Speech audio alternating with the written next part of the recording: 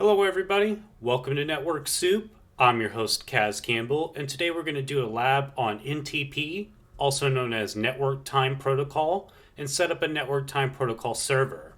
So, just a quick rundown in case you haven't seen my other video about Network Time Protocol.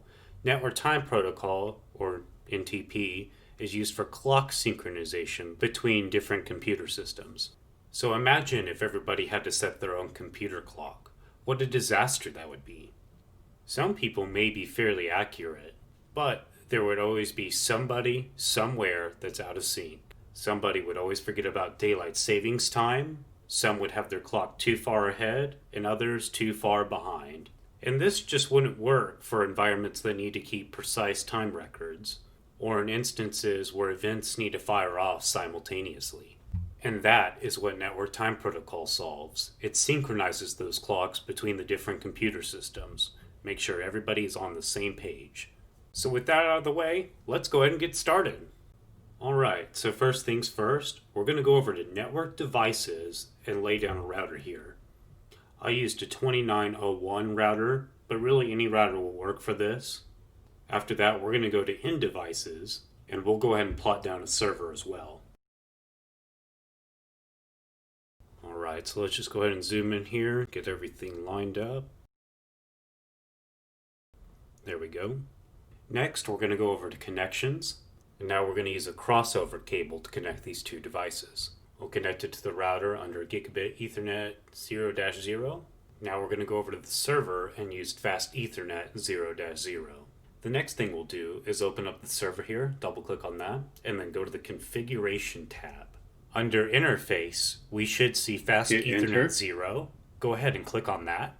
Now we're going to statically assign an IP address. So for this one, I used the 192.168.1.1 with a subnet mask of 255.255.255.0. Let's go ahead and close out of that, and then we can go over here to the router.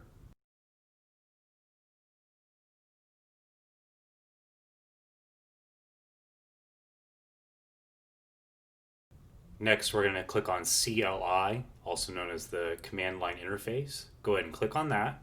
We are actually going to skip over this initial configuration, so go ahead and put N for no and hit enter. Now we're going to go ahead and type enable, or you could also just type EN as a shortcut. Next, we're going to type in configure terminal. However, you can also abbreviate this to either configure T or even further down to conf T. Next, we'll type interface G0-0 and hit enter. So now we're in the configuration interface mode for that Gigabit Ethernet connection we set up earlier. Here we'll assign an IP address to that router. So we're going to type in IP address, and this time we're going to use the IP address of 192.168.1.2. and with a subnet mask of 255.255.255.0. We'll hit enter after that. Alright, so pay attention to these red triangles over here. Right now we can see the connection is down. However, after we type in the next command, no shut, and hit enter, you'll see that those will actually turn green, indicating the connection is now up. Alright, so now we're all good to go. We'll go ahead and type in end, hit enter, enter again. Now we should be out of the router's configuration mode and back to square one of the CLI. Let's go ahead and test the connection now just to verify that everything's working.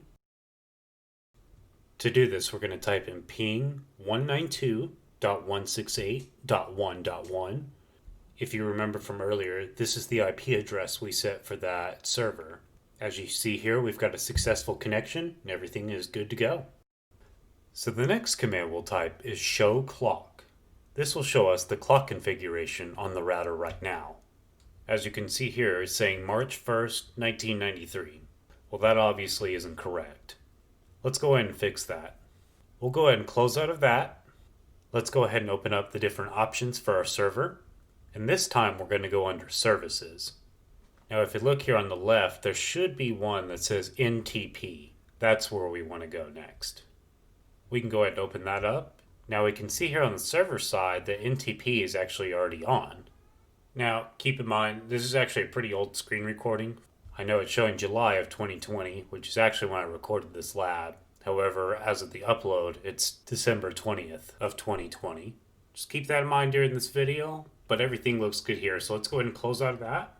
Let's go ahead and configure the router so it's communicating with that NTP server. Let's go ahead and go back there and open up the CLI. Now we are going to go ahead and type configure terminal, or as we mentioned earlier, conf t. Now we're going to type NTP server 192.168.1.1, which is the IP address we had for that NTP server. Hit enter, then we'll type end. So now what we're going to do is type in show NTP associations. And what this is going to tell us is where is that NTP data coming from. We can see in the output that it is coming from that 192.168.1.1 server that we set up earlier. Now that we know where that's coming from, there's another command we're going to try out. And that is going to be show NTP status. This command is going to show us that the system clock is synchronized with the NTP server. However, if you look closely, we will see that it's actually not synchronized at this moment. So what we need to do right now is just give it a little bit of time to actually finish synchronizing. Sometimes there's a little bit of a delay between when we type these commands and when it actually syncs that information together. Alright, now that we've given it a little bit of time, let's go ahead and open everything back up and take a look, see what the results are. We'll go ahead and pull up the router CLI again. Let me go ahead and just clear out of all this. Give me just a moment here. Okay, so now we're going to type in show NTP status once again. So now we're seeing that the clock is actually synchronized. Again, this is a little bit of an older screen recording, so it is showing July 11th of 2020. However, at the time this was recorded, that was the current date and time. But we're seeing here, everything looks good. Everything seems to be configured properly. Let's go ahead and do this though. We're just going to go ahead and type show clock. This is just a much simpler way to display the date and time settings on that router. But as we're seeing here, it is set to Saturday, July 11th of 2020. In fact, if you see it and you want to compare it to the clock in the lower right-hand part of the screen, you can do that. But everything is looking good here. It seems to be all configured properly. Well, folks, that's about it. That's a real simple network time protocol configuration between a router and a server. Even with something simple like network time protocol, we could even dive deeper into it, but I think this is a good stopping point for now. For now, we've got the basics out of the way. I hope this gives you a good reference point on what NTP, network time protocol, actually is and how to configure it. Anyways, thank you very much for joining me on today's lesson. I plan to post at least once of these a week, so stay tuned for more. Don't forget to like, share, and subscribe. And of course, have a great day.